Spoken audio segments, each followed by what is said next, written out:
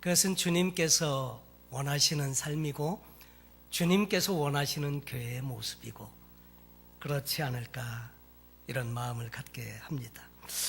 오늘은 저희 사랑교회가 개척된 지 11년 차 되는 주일입니다. 2006년도에도 그날은 둘째 주일이었고 8일이었습니다. 첫날은 원래 새해 첫날 예배드리기를 원했는데 그 학교에서 일하는 분이 쉬는 날이라고 자기 일을 하지 않는다고 해서 우리가 두 번째 주에 첫 예배를 드리게 되었었죠. 돌아보면 시간이 너무 빨리 지나갔습니다. 이제까지 인도해 주신 하나님께 감사하는 마음도 있고 또 한편으로는 좀 더 잘할 수 있었는데 이런 아쉬움도 많이 있습니다. 그리고 그동안 한결같이 교회를 사랑하시고 또 눈물 뿌려 기도해 주시고 또 헌신하시고 섬겨주신 우리 성도님들을 생각하면 정말 너무너무 다 귀하시고 감사하고 또 주님을 또 이렇게 사랑하시는 모습을 통해서 주의 종인 저에게도 많은 은혜를 얻게 해 주셨습니다. 진심으로 감사를 드립니다. 그리고 이제 개척 11주년을 맞으면서 이제 새해도 선물로 주셨지만 다시 한번 주신 좋은 기회, 남은 동안 최선을 다해서 정말 주님이 기뻐하시고 주님이 원하시고 또 주님께서 마음껏 쓰시는 그런 교회로 우리가 변화되어져 가면 좋겠다. 그런 마음을 가지면서 오늘 이 개척 11주년을 맞게 됩니다. 처음에 교회를 우리가 시작하면서 저희는 복음과 사랑으로 세상을 변화시키는 교회, 그런 교회를 꿈꾸고 우리가 교회를 처음 시작하게 되었습니다. 그리고 그 비전을 이루기 위해서 우리는 4가지 미션 스테이트먼트를 우리가 채택을 했는데 주보 겉장에 나와 있는 것처럼 복음과 사랑으로 하나 된 공동체를 이루고 두 번째로 잃어버린 영혼들에게 복음을 전해서 구원하는 영혼을 구원하는 교회가 되고 또 세 번째로는 구원받은 사람들이 제자로 자라가고 또 네 번째는 제자로 변화된 사람들이 세상 가운데 나가서 세상을 변화시키는 교회가 되자. 이렇게 해서 4가지 미션 스테이트먼트를 가지고 지금까지 왔습니다. 어떤 부분은 열심히 하느라고 했는데 또 잘한 부분도 있고 잘 못한 부분도 있고 그렇지만은 그런 모든 것들을 통해서 우리가 다시 한번 주님의 은혜를 경험할 수 있는 좋은 기회도 되었습니다. 교회는 원래 하나님께서 디자인하셨고 예수님께서 말씀하신 교회입니다.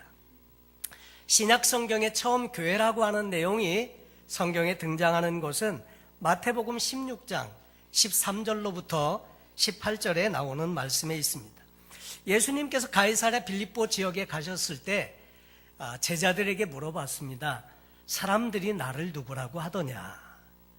그랬더니 제자들이 말하기를 더러는 세례 요한, 더러는 엘리야, 어떤 이는 에레미야나 선지자 중에 하나라고 합디다. 이런 말을 하니까 예수님께서 그러면 너희는 나를 누구라고 하느냐? 이렇게 말씀을 하십니다. 시몬 베드로가 그때 대답하기를 주님은 그리스도시고 살아계신 하나님의 아들이십니다. 이 말을 할 때 예수님께서 크게 기뻐하시면서 바요나 시몬아 내가 복이 있도다. 이를 내게 알게 하니는 혈육이 아니요 하늘에 계신 내 아버지시니라. 또 내가 내게 이르노니 너는 베드로라. 내가 이 반석 위에 내 교회를 세우리니 음부의 권세가 이기지 못하리라. 이런 말씀을 해 주십니다. 사실 이 교회는 하나님께서 세우신 두 기관 중에 하나인데 첫 번째는 하나님은 가정을 제정하셨고 두 번째가 교회를 제정하셨습니다. 근데 이 교회는요, 왜 이 교회를 예수님께서 세우시려고 작정을 하셨나? 그것은 예수님이 하시던 일을 계속하도록 하기 위해서. 그래서 이 땅에 교회를 세우실 것을 미리 작정을 하셨더라 하는 거죠. 교회는 불러냄을 받은 사람들의 모임이 교회인데, 교회는 그래서 건물도 아니고요, 어떤 조직도 아닙니다. 교회는 예수 그리스도를 믿고 있는 저와 여러분이 바로 교회입니다. 그래서 이 교회를 사무시고 또 우리를 통해서 그리스도의 남은 고난에 동참하게 하고 주님의 귀한 사역들을 감당하기를 원하시는데, 오늘 본문에 소개된 데살로니가 교회는 바울이 이제 2차 전도 여행을 떠나면서 실라와 디모데를 데리고 이 데살로니가를 방문하게 됩니다. 그런데 이 데살로니가에는 유대인들이 워낙 박해가 심하고 반대가 심해서 바울은 거기에 오래 머물러 있을 수가 없어서 믿음의 아들인 디모데를 남겨두고, 그리고 바울은 떠나갑니다. 그리고 베레아를 거쳐서 아덴으로 건너갔다가 나중에 고린도로 가게 되는데, 고린도에 있을 때 이 데살로니가 교회에 대한 이야기를 듣게 됩니다.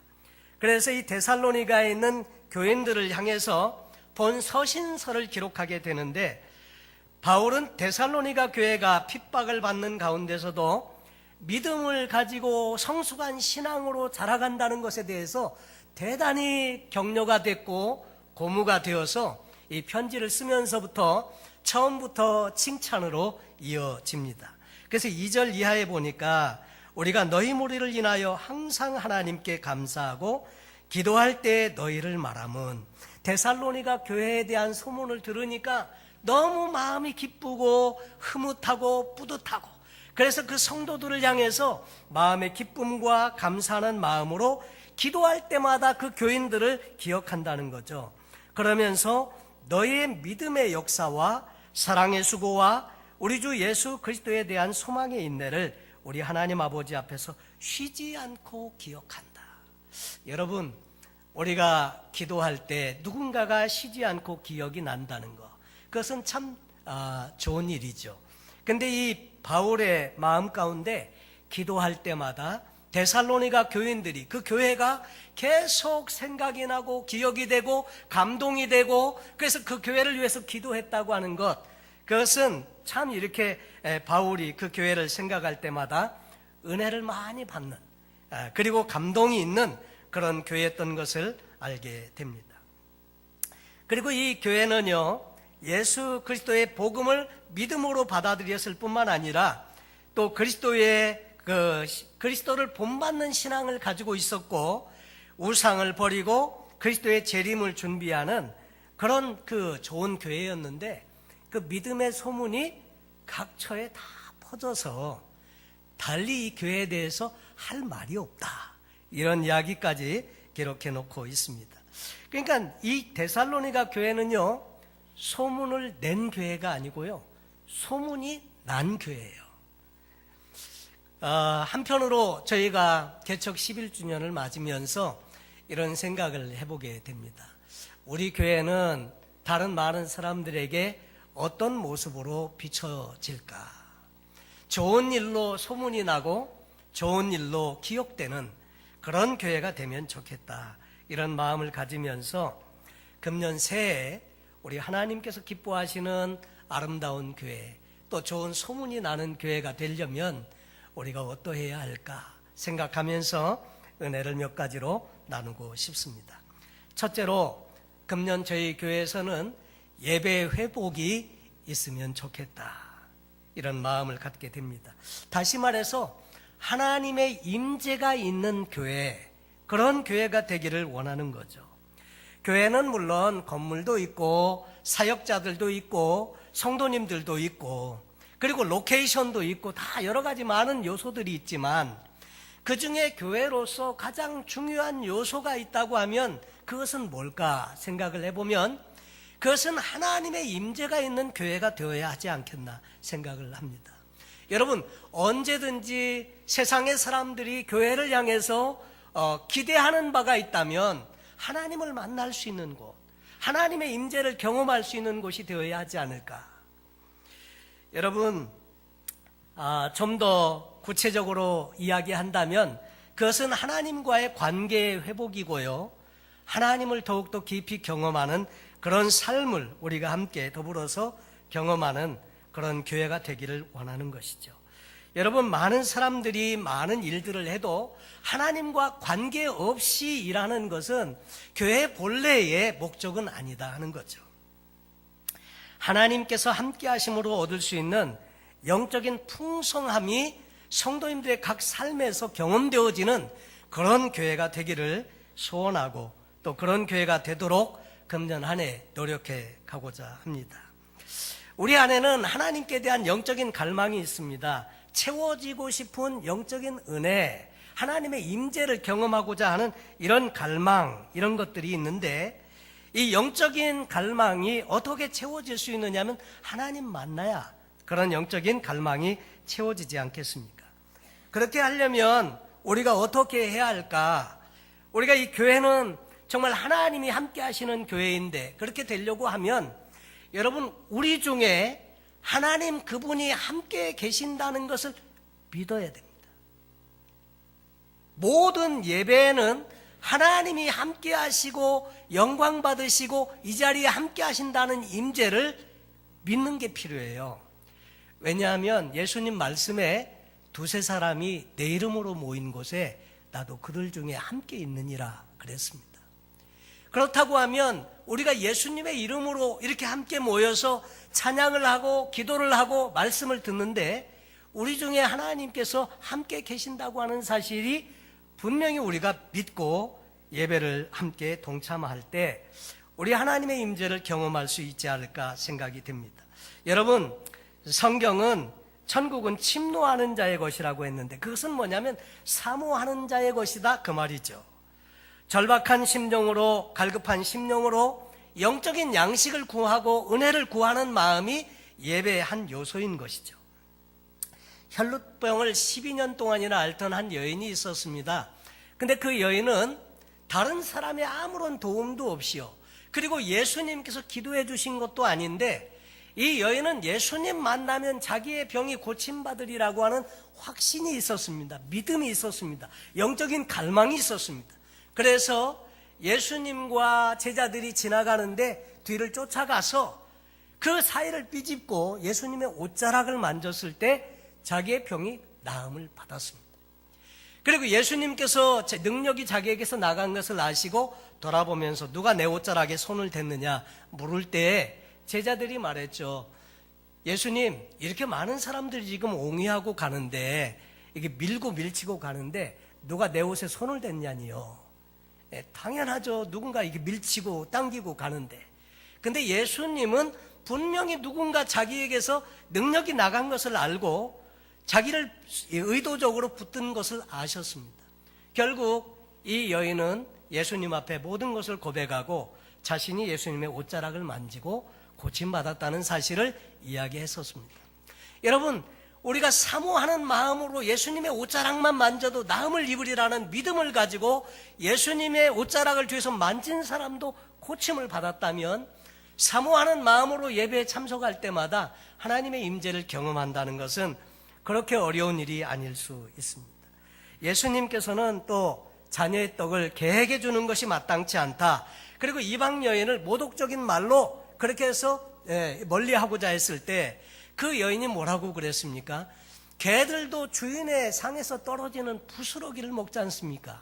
그리고 예수님 앞에 나갔을 때 내 믿음이 크다. 그리고 그 딸의 병을 고쳐주신 내용이 성경 가운데 있습니다.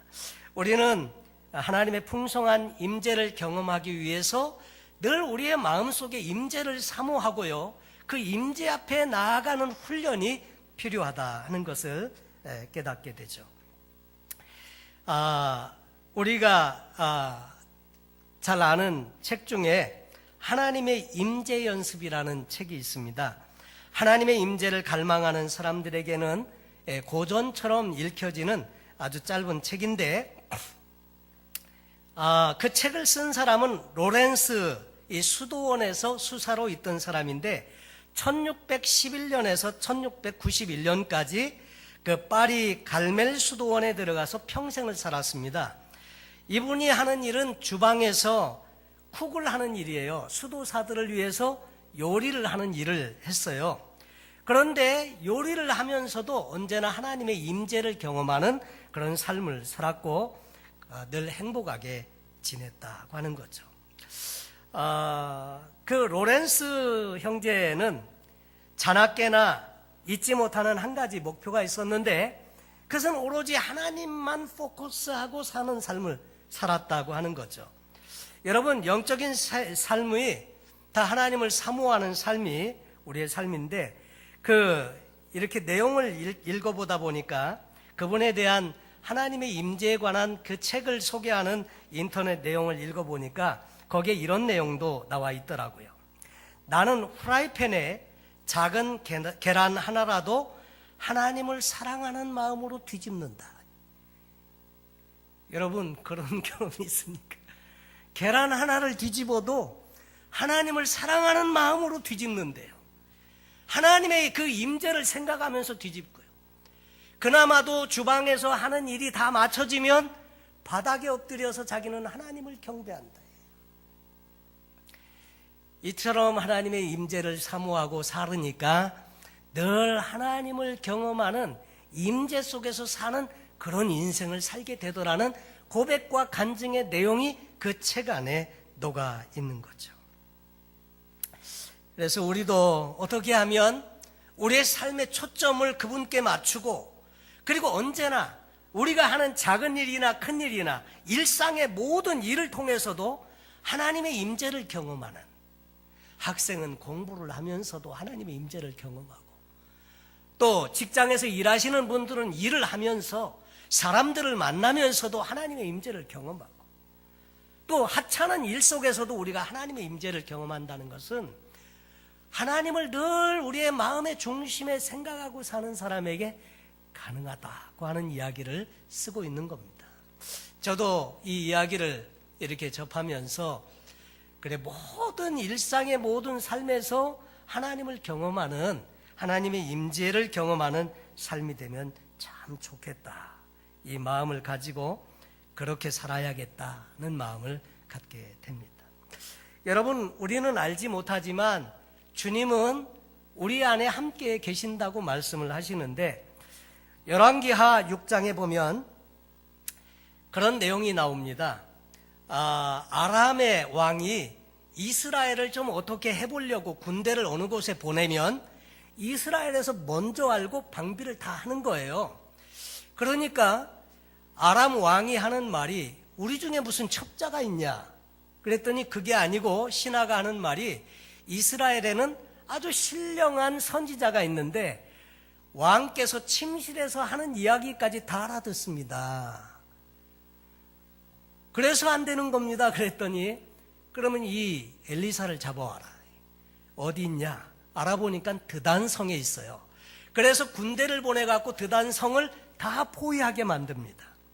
아침에 사환이 나가보니까 그 아람 군대가 성을 포위하고 있거든요. 놀라가지고 들어와가지고 이렇게 말합니다. 내 주여, 우리가 어찌하리이까 하니 엘리사가 말하기를 두려워하지 말라. 우리와 함께한 자가 그들과 함께한 자보다 많으니라. 그리고 기도하여 이르되 여호와여 원하건대 그의 눈을 열어서 보게 하옵소서 하니 여호와께서 그 청년의 눈을 여심해 그가 보니 불말과 불병거가 산에 가득하여 엘리사를 둘렀더라. 이 사환의 눈에는 아무것도 보이지 않습니다. 포위하고 있는 그 아람의 군사들만 보이고 겁만 덜컥 먹게 되는데 엘리사는 자기가 보고 있는 또 다른 세계가 있는 것을 이 사환은 몰랐다는 거죠. 그래서 사환의 영적인 눈을 열어서 하나님의 군대의 모습을 보게 하니까 이 사환이 그때 비로소 안심을 하면서 우리와 함께한 자가 저들보다 더 많네요. 그리고 결국 그 사람들의 눈을 멀게 해가지고 다 너희가 찾는 곳은 이곳이 아니다. 나를 따라와라. 그리고 어디로 데려가느냐면 사마리아 성 내로 데려갑니다. 그리고 눈을 열어서 다시 보게 하니까 완전히 적진 한가운데 와 있거든요. 이스라엘 왕이 그러죠. 이것들을 다 치리이까? 다 죽여 없앨까요? 그랬더니 엘리사가 그렇게 하지 말고 잘 먹여서 저들의 주인에게로 돌려보내십시오. 그래서 잘 먹이고 돌려보냈더니 아람에서는 그 다음부터는 이스라엘을 넘볼 생각을 하지 않았다고 하는 이야기죠. 여러분, 우리도 그럴 수 있습니다. 우리 육신의 눈으로는 영적인 부분이 보이지 않을 수 있습니다. 그런데 우리에게 신령한 영적인 세계가 열리면 우리와 함께하고 있는 영적인 세계를 보게 되고 하나님의 임재 가운데 들어가서 하나님이 우리와 함께 계심을 우리가 경험할 줄로 믿습니다. 로렌스 형제는 부엌에서 쿡하면서도 하나님의 임재를 늘 경험했다는데, 우리가 이렇게 예배를 드리면서 하나님의 임재를 경험하는 일은 우리가 계속 추구해야 할 일이고 우리가 계속 경험해야 할 그런 좋은 경험이 되어야 하지 않을까, 이런 마음을 가지면서 우리가 하나님의 임재를 경험하는 예배로 우리가 나아가야 되겠다. 그리고 하나님의 임재를 경험하는 예배가 회복되면 다른 것들이 회복이 되게 됩니다. 그래서 성경의 아모스 9장 11절에 그날에 내가 다윗의 무너진 장막을 일으키고 그 틈을 막으며 그 퇴락한 것을 일으키고 옛적과 같이 세우겠다는 말씀을 아모스 선지자를 통해서 주세요. 그래서 이제 회복의 역사를 주시는데, 다윗의 무너진 장막은 결국은 예배 생활에 실패한 이스라엘 백성들의 이야기를 전해주는 것입니다. 원래 다윗은 처음에 왕이 된 다음에 기럇 여아림에 20년 동안 방치되어져 있던 여호와의 언약궤를 모시고 오는 일을 합니다. 그런데 우사가 죽는 일로 말미암아 이 언약궤를 오베데돔이 자기 집에 모시고 가죠. 그리고 3개월을 있었는데 오베데돔이 큰 복을 받았습니다. 그것을 보고 다시 다윗성에 여호와의 언약궤를 모시고 오죠. 그런데 이 언약궤는 보여지는 장소에 있었고 사람들은 그곳에 모여서 하나님께 예배를 했죠. 하나님의 임재가 늘 그 언약궤 위에 머물러 있었고요. 그리고 다윗은 14,000명의 성가대를 조직하게 해가지고, 그래서 그룹으로 나누어서 그 예배하는 일을 위해서 그분들이 전부 이렇게 봉사하도록 했고, 모든 그 백성들이 그 언약궤 앞에서 예배를 드렸는데, 그것이 언젠가 알지 못하는 사이에 예배를 떠나고 하나님의 임재를 떠나면서 예배가 상실되고 다윗의 무너진 장막, 다시 말해서 예배가 무너진 그런 나라가 되었을 때 결국 그 나라는 패망하게 되고 종으로 끌려가게 되고, 그런 이스라엘의 슬픈 역사. 그런데 아모스를 통해서 주시는 회복의 메시지, 다윗의 무너진 장막을 다시 세워서 일으키겠다, 그러면서 말씀을 하십니다. 그리고 예배가 회복되게 되면 어떤 복이 임하는지를 그렇게 기록해 놓고 있습니다. 그 말씀에 보면 만국을 기업으로 얻게 하리라. 그때 밭 가는 자가 곡식 빼는 자의 뒤를 이으며 포도를 밟는 자가 씨 뿌리는 자의 뒤를 이으며 산들은 단 포도주를 흘리며 작은 산들은 녹으리라. 그러니까 모든 소출이 풍부해지고요, 내가 내 백성 이스라엘에 사로잡힌 것을 돌이키리니, 그 포로로 끌려갔던 데서 다시 돌이키고, 그리고 성경 말씀해 보니까 내가 저희를 그 본토에 심으리니 저희가 나의 준 땅에서 다시 뽑히지 아니하리라. 하나님께서 회복을 명하신다는 거죠. 여러분, 예배가 회복되면 다른 모든 것들이 회복됩니다. 그래서 금년 한 해 우리는 예배의 회복을 위해서 또 기도하고 또 준비하고 노력하고, 모든 성도님들의 삶에서 예배를 통해서 하나님의 임재를 경험하고 하나님 만나시면 여러분 삶의 모든 문제에도 하나님께서 답을 주시는 그런 은혜가 있게 될 줄로 믿습니다. 그래서 어쨌든지 이 예배에 성공하도록 저도 최선을 다해서 준비하고 또 여러분도 최선을 다해서 준비하시고 예배 시간에 일찍 오셔서 기도하고 예배에 집중하고 하나님의 은혜를 우리가 함께 경험할 수 있기를 바랍니다. 두 번째로는 복음의 회복입니다. 교회가 이 땅에 존재하는 이유는 복음을 전하기 위해서입니다. 그것을 우리는 전도와 선교라고 이야기를 하죠. 근데 만약에 복음을 전하는 일이 교회에 없다고 하면 그 교회는 원래 교회 존재의 목적을 상실한 것이다고 하는 것을 이야기해 줍니다. 여러분, 우리 사람도 인생에 존재하는 목적을 알 때 인생을 바로 살 수 있습니다. 그런데 우리가 교회의 존재 목적을 모르면 교회 역시 엉뚱한 방향으로 가기 쉽다고 하는 거죠. 하나님의 관심은 성경 전체를 통해서 보면 영혼 구원에 있습니다. 사람들이 자기 죄 때문에 멸망으로 치닫기를 원치 아니하시고 구원받고 하나님의 자녀가 되기를 원하시고 하나님의 영적인 복을 누리면서 살기를 원하십니다. 우리가 이 땅에 사는 이유 중에 하나는 구원받은 하나님의 사람으로서 이 사명 감당하기 위해 사는 것이다 하는 것을 꼭 기억하실 수 있기를 바랍니다. 우리는 복음과 사랑으로 세상을 변화시키자는 것을 비전으로 삼고 있는데 우리는 세상을 다 우리가 변화시킬 수 없습니다. 그러나 세상을 변화시키는 일이 불가능한 일은 아닙니다. 왜냐하면 우리는 우리가 살고 있는 나의 세계가 있어요. 나와 관계를 맺고 살아가는 내 가족들, 나를 아는 사람들이 주변에 이루어지는 나의 세계가 있습니다. 근데 하나님은 나를 통해서 나의 세계를 변화시키기를 원하세요. 첫째로 그래서 내가 변화되는 것은 세상이 바뀌는 거고요. 내 가족이 변화되는 것이 세상이 바뀌는 것이고요. 내가 아는 사람들과 복음을 함께 나누어서 사랑을 실천하고 그들을 구원하는 것은 세상을 변화시키는 일입니다. 그래서 저희 사랑교회는 세상을 변화시키길 원하시는 하나님의 뜻에 어떻게 우리가 쓰임받는 그런 도구가 될 수 있을까? 이 사명을 다시 찾아서 그런 복음적인 삶을 살아야 하겠다 하는 거죠. 우리가 멀리 선교지에 나가지 못하고 먼 나라에 가서 복음은 전하지 못해도 내 삶의 주변에 있는 사람들에게 얼마든지 우리는 복음을 전할 수 있습니다. 그래서 우리 주변에 있는 사람들에게 그리스도의 이 내가 경험한 이 주님의 사랑을 함께 나누는 그런 삶이 이 새해에 저희 교회가 추구하고자 하는 것입니다. 여러분, 주변에 있는 사람에게 전도를 말하면 우리는 흔히 이렇게 생각해요. 교회가 그냥 성장하고 부흥하려고. 그렇지 않습니다. 저희 사랑교회 안 나와도 괜찮습니다. 어느 교회에 나가시든지 그분이 예수님 만나고 구원받고 신앙생활 잘 할 수 있으면 그것으로 족한 거죠. 이 모든 교회는 다 한 교회입니다. 주님의 교회예요. 교회의 주인은 주님이시고요. 세상의 많은 교회는 연합된 하나의 지체입니다.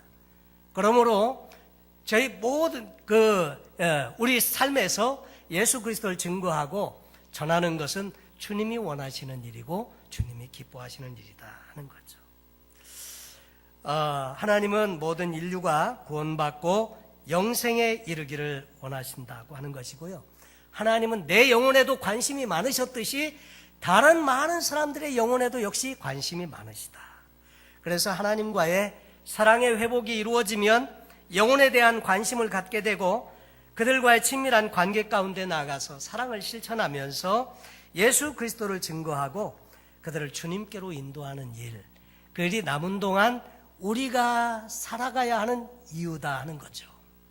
여러분, 아침에 눈 떠서 우리가 일하고 열심히 살아가는데도 나름 이유가 있는데 여러분, 이 뜻을 위해서 우리가 헌신하면 그것은 주님을 기쁘시게 하는 일이고 결국 그것이 교회의 사명이고 우리의 사명이고 그런 삶을 살아갈 때 하나님의 축복이 우리 가운데 임하게 되고 우리는 축복의 통로로 쓰임받을 수 있게 된다고 하는 것입니다.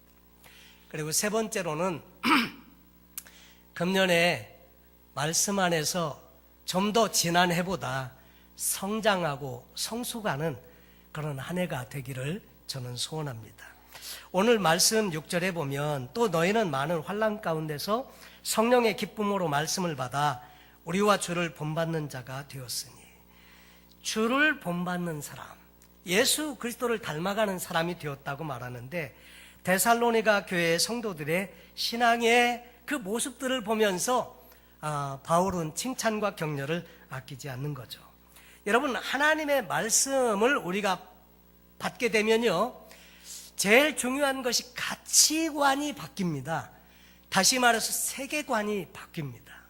그러니까 사람들은 왜 가치관을 중요하게 여기느냐면요, 가치관에 따라서 살기 때문에 그래요. 그러니까 가치관이 바뀐다는 것은 대단히 중요한데, 다시 말해서 그것은 생각이 바뀌는 것입니다.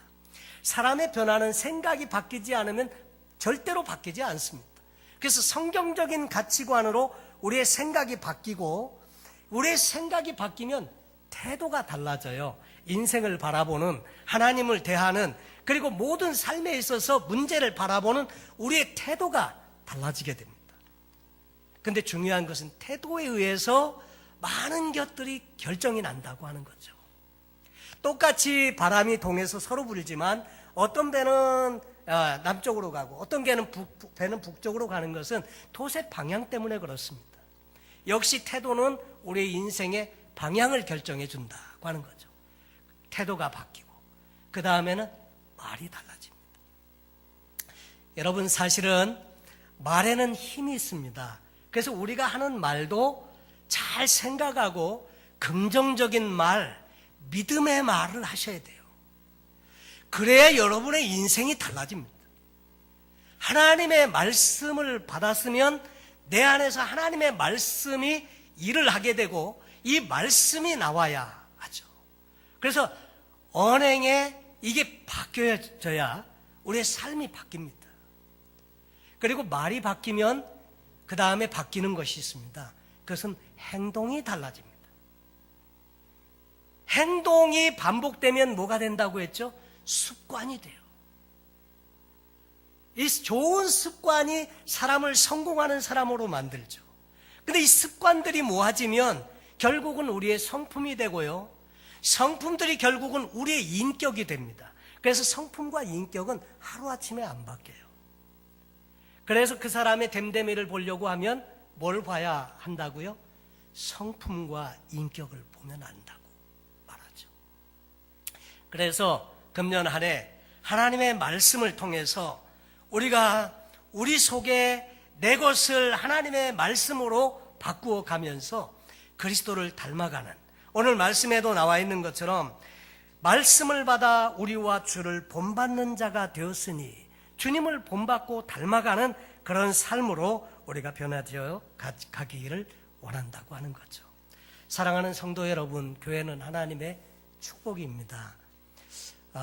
저는 어렸을 때 어려서부터 교회 다니면서 신앙생활을 했었는데 중학교 때도 그 학생 시절부터 교회가 너무 좋았습니다. 그래서 하루 종일 교회에 가서 살다시피 이렇게 한 적도 많고요. 주일날도 청년 때는 아침 새벽에 나갑니다. 새벽에 이른 아침에 교회에 가서 아침부터 주일학교 교사도 하고 성가대도 하고 그 다음에 교육위원회에서 또 여러 가지 일을 하면서 5가지 정도의 일을 교회에서 했었는데, 그리고 다 마치고 집에 돌아오면 밤이에요. 그런데 저는 교회가 너무 좋았어요. 그래서 제가 장래에 저의 인생을 위해서 이렇게 기도를 하는 중에 목사가 되면 참 너무나 행복하고 좋겠다. 그래서 사실은 목사가 되기도 했는데 행복하고 좋습니다. 그러나 갈등도 많죠. 물론 힘든 일이 없는 것은 아니죠. 근데 저는 교회가 너무 좋았어요. 그런데 목사가 된 지금 그때만큼 교회를 그렇게 이렇게 마음 가운데 정말 사랑하고 사모하고, 그래서 가끔씩은 어느 목사님은 그런 얘기도 하더라고요. 목사님들은 교회만 떠나면 행복한 것 같다고 그런 얘기도 할 만큼 그런 얘기도 종종 듣습니다. 그런데 교회는 정말 좋은 곳입니다. 하나님의 관심이 있는 곳이고요. 이 교회를 통해서 정말 인생의 방향을 모르는 사람이 인생의 방향을 잡게 되고요. 죄와 멸망 가운데 죽을 수밖에 없는 사람들이 예수 그리스도를 만나서 영원한 하나님 나라의 자녀가 되기도 하고요. 우리의 자녀들이 성경적인 가치관으로 자라나는 곳, 교회입니다. 우리가 문제가 있어서 누구에게 좀 이 문제를 해결해 달라고 부탁하고 싶은데 백이 없어서 아는 사람이 없어서 안 될 때 나와서 기도하고 하나님께로부터 응답을 경험할 수 있는 곳, 교회입니다.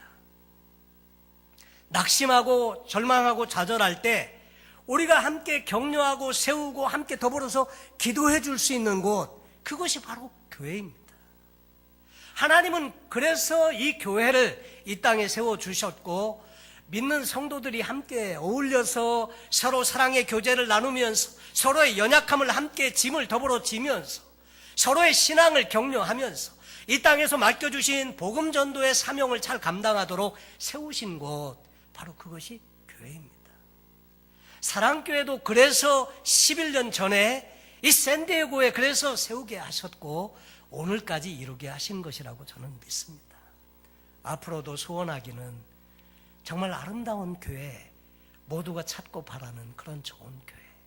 사람들은 다 좋은 교회를 원하지 않습니까? 근데 교회는 건물이 아니고 조직이 아니라니까요. 우리가 바로 교회라니까요. 그래서 우리가 교회에 다니는 것이 아니라 좋은 교회가 되는 것, 이것이 하나님이 원하시는 일이고요. 금년 한 해 그래서 우리가 좋은 교회가 되고 또 이 지역사회의 복음의 역할을 잘 감당할 수 있는 그런 교회로 정말 쓰임받는다면 그것은 우리에게도 축복이고요, 하나님께는 큰 기쁨이 되리라고 저는 확실히 믿습니다. 11주년을 맞으면서 그동안 아름다운 교회로 이렇게 섬길 수 있도록 기도해 주시고 또 헌신해 주시고 섬겨 주신 모든 성도님들께 진심으로 감사를 드리면서 남은 동안에 얼마나 우리가 이 교회를 섬기게 될지 우리는 잘 모르지만 늘 하나님의 임재를 경험하는 예배의 회복이 있는 그런 은혜를 경험하기를 바라고, 그리고 우리에게 주신 하나님의 복음의 말씀을 이웃들과 더불어서 나눌 수 있는 교회로 쓰임받기를 원하고, 또 우리의 남은 동안에 이 교회를 통해서 우리가 주님의 말씀 안에서 자라가고 성장하고 성숙해져서 우리의 삶의 아름다운 삶의 열매로 주님을 기쁘시게 해드리는 그런 좋은 교회로 우리 모두가 다 쓰임받게 되시기를 예수님의 이름으로 축원합니다. 기도하겠습니다. 하나님 아버지, 지난 11년 동안 하나님 함께 하심을 감사합니다. 그러나 한편으로 돌아보면 우리가 참 부족한 것도 참 많았습니다.